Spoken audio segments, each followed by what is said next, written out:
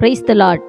நாள் 267 செப்டம்பர் 24ற்கான வேத பகுதி ஓசியா 5 முதல் 7 வரை. அதிகாரம் 5. ஆசாரியர்களே, இதை கேளுங்கள். இஸ்ரவேல் வம்சத்தாரை கவனியுங்கள். ராஜாவின் வீட்டாரை செவி கொடுங்கள். இந்த நியாய விசாரிப்பு உங்கள் மேல் செல்லும். நீங்கள் மிஸ்பாவில் கண்ணியும் தாபோரின் மேல் விரிக்கப்பட்ட வலையுமானீர்கள். நெறி தவறினவர்கள் மிகுதியும் வதை செய்கிறார்கள்.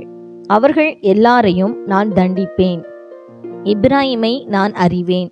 இஸ்ரவேல் எனக்கு மறைவானதல்ல. எப்பிராயிமே, இப்போது நீ சோரம் போனாயே. இஸ்ரவேல் தீட்டுப்பட்டதே. அவர்கள் தங்கள் தேவனிடத்துக்கு திரும்புவதற்கு தங்கள் கிரியைகளை சீர்திருத்த மாட்டார்கள். வேசித்தன ஆவி அவர்கள் உள்ளத்தில் இருக்கிறது. கர்த்தரை அறியார்கள். இஸ்ரவேலின் அகந்தை அவர்கள் முகத்துக்கு முன்பாக சாட்சியிடுகிறது. ஆகையால் இஸ்ரவேலும் எப்பிராயிமும் தங்கள் அக்கிரமத்தினால் இடருண்டு விழுவார்கள். அவர்களோடே யூதாவும் இடருண்டு விழுவான். அவர்கள் கர்த்தரை தேடும்படி தங்கள் ஆடுகளோடும் தங்கள் மாடுகளோடும் போவார்கள். அவரை காண மாட்டார்கள். அவர் அவர்களை விட்டு விலகினார். கர்த்தருக்கு விரோதமாக துரோகம் பண்ணினார்கள். அந்நிய பிள்ளைகளை பெற்றார்கள். இப்போதும் 1 மாதத்துக்குள்ளாக அவர்கள் தங்கள் பங்குகளோடே பட்சிக்கப்படுவார்கள். கிபியாவிலே எக்காலத்தையும் ராமாவிலே பூரிகையையும் ஊதுங்கள். பெத்தாவேனிலே கதறுங்கள்.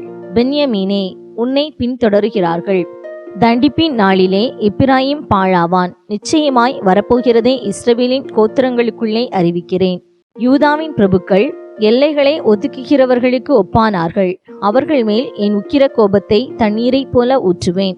எப்பிராயிம் தகாத கற்பனையை மனதார பின்பற்றி போனபடியால் அவன் ஒடுங்குண்டு நியாய விசாரணையில் நொறுக்கப்பட்டு போகிறான்.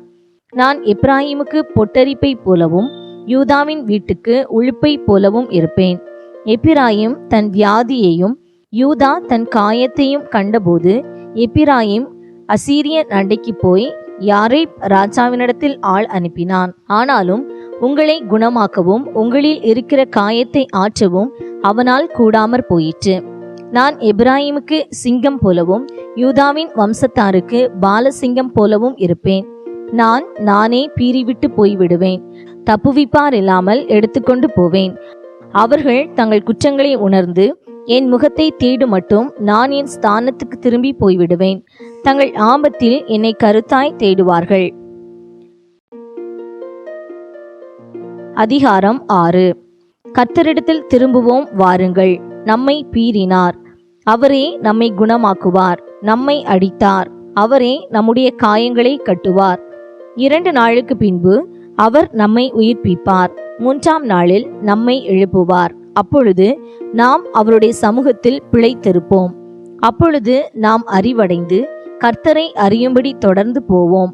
அவருடைய புறப்படுதல் அருணோதயம் போல ஆயத்தமாயிருக்கிறது. அவர் மழையைப் போலவும் பூமியின் மேல் பெய்யும் முன்மாறி பின்மாறியைப் போலவும் நம்மிடத்தில் வருவார். எப்பிராயிமே, உனக்கு என்ன செய்வேன்? யூதாவே, உனக்கு என்ன செய்வேன்? உங்கள் பக்தி காலையில் காணும் மேகத்தைப் போலவும் விடியற்காலையில் தோன்றும் பனியைப் போலவும் ஒளிந்து போகிறது. ஆகையால் தீர்க்கதரிசிகளைக் கொண்டு அவர்களை வெட்டினேன். என் வாய்மொழிகளைக் கொண்டு அவர்களை அதம் பண்ணினேன். உன்மேல் வரும் தண்டனைகள் வெளிச்சத்தைப் போல் வெளிப்படும். பலியை அல்ல, இரக்கத்தையும் தகன பலிகளை பார்க்கிலும் தேவனை அறிகிற அறிவையும் விரும்புகிறேன். அவர்களோ ஆதாமைப் போல் உடன்படிக்கையை மீறி அங்கே எனக்கு விரோதமாய் துரோகம் பண்ணினார்கள். கீலேயாத் அக்கிரமம் செய்கிறவர்களின் பட்டணம். அது இரத்த காலடிகளால் மிதிக்கப்பட்டிருக்கிறது. பரிகாரரின் கூட்டங்கள் ஒருவனுக்கு காத்திருக்கிறது போல சீகேமுக்கு போகிற வழியிலே கொலை செய்கிற ஆசாரியரின் கூட்டம் காத்திருக்கிறது. தோஷமான காரியங்களையே செய்கிறார்கள். பயங்கரமான காரியத்தை இஸ்ரவேல் வம்சத்தாரில் கண்டேன். அங்கே எப்பிராயிமின் வேசித்தனம் உண்டு. இஸ்ரவேல் தீட்டுப்பட்டு போயிற்று. யூதாவே, உனக்கு ஒரு அறுப்பு காலம் நியமிக்கப்பட்டிருக்கிறது. அதிகாரம் 7. நான் என் ஜனத்தின் சிறையிருப்பை திருப்பும் போதும் நான் இஸ்ரவேலை குணமாக்க விரும்பும் போதும் எப்பிராயிமின் அக்கிரமமும் சமாரியாவின் பொல்லாப்புகளும் வெளிப்படுத்தப்படும். அவர்கள் வஞ்சனை செய்கிறார்கள்.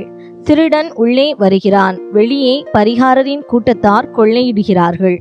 அவர்கள் பொல்லாப்பையெல்லாம் நான் நினைவில் வைத்திருக்கிறேன் என்று அவர்கள் தங்கள் இருதயத்தில் சிந்திக்கிறதில்லை. இப்போதும் அவர்களுடைய கிரியைகள் அவர்களை சூழ்ந்து கொண்டது. அவைகள் என் முகத்துக்கு முன் இருக்கிறது. ராஜாவை தங்கள் பொல்லாப்பினாலும் அதிபதிகளை தங்கள் பொய்களினாலும் சந்தோஷப்படுத்துகிறார்கள். அவர்கள் எல்லாரும் விபசார கள்ளர், அப்பஞ்சுடுகிறவன் எரிக்கும் அடுப்பை போல் இருக்கிறார்கள்.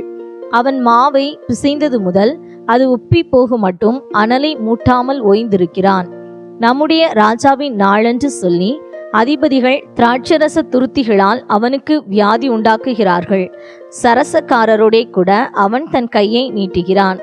அவர்கள் பதிவிருக்கும் போது தங்கள் இருதயத்தை அடுப்பை போல் ஆயத்தப்படுத்துகிறார்கள். அவர்களில் அடுப்பு மூட்டுகிறவன் முழுதும் தூங்கினாலும் காலமேயோ வென்றால் அது ஜுவாலிக்கிற அக்னியாய் எரியும். அவர்கள் எல்லாரும் அடுப்பை போல அனலாகி தங்கள் நியாயாதிபதிகளை பட்சித்தார்கள். அவர்களுடைய ராஜாக்கள் எல்லாரும் விழுந்தார்கள். அவர்களில் என்னை நோக்கி கூப்பிடுகிறவன் ஒருவனும் இல்லை. எப்பிராயிம் அந்நிய ஜனங்களோட கலந்திருக்கிறான். எப்பிராயிம் திருப்பி போடாத அப்பம். அந்நியர் அவனுடைய பலத்தை தின்கிறார்கள், அவனோ அதை அறியான். நரைமயிரும் அவனில் தெளித்திருக்கிறது, அவனோ அதை அறியாதிருக்கிறான்.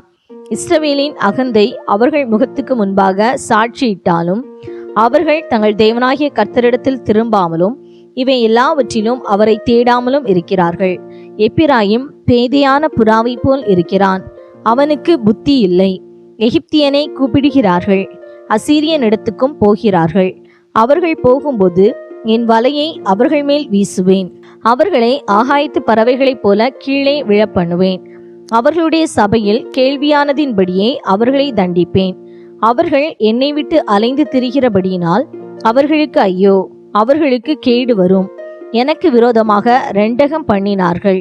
நான் அவர்களை மீட்டிருந்தும் அவர்கள் எனக்கு விரோதமாக பொய் பேசுகிறார்கள்.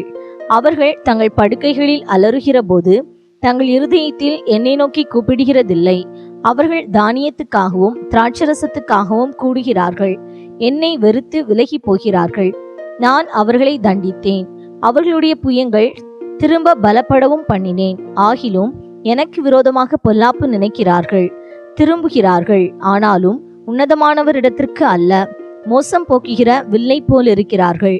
அவர்களுடைய அதிபதிகள் தங்கள் நாவினுடைய உக்கிரத்தின் நிமித்தம் பட்டயத்தால் விழுவார்கள். இதுவே எகிப்து தேசத்தின் நிமித்தம் அவர்களுக்கு வரும் நிந்தை. இன்றைய நாளுக்கான வேத பகுதி வாசித்து முடிந்தாயிற்று. தேவனுக்கே மகிமை உண்டாவதாக. ஆமேன். இன்றைய நாளுக்கான வேத பகுதியிலிருந்து ஒரு கேள்வி. திருப்பி போடாத அப்பம் யார்? இன்றைய நாளுக்கான வாக்குத்தத்தம் ஏசாயா 56:7. என் செப வீட்டிலே அவர்களை மகிழ பண்ணுவேன். இந்த வாக்குத்தத்த வசனத்தின்படி கர்த்தர் நம்மை ஆசிர்வதிப்பாராக. ஆமேன்.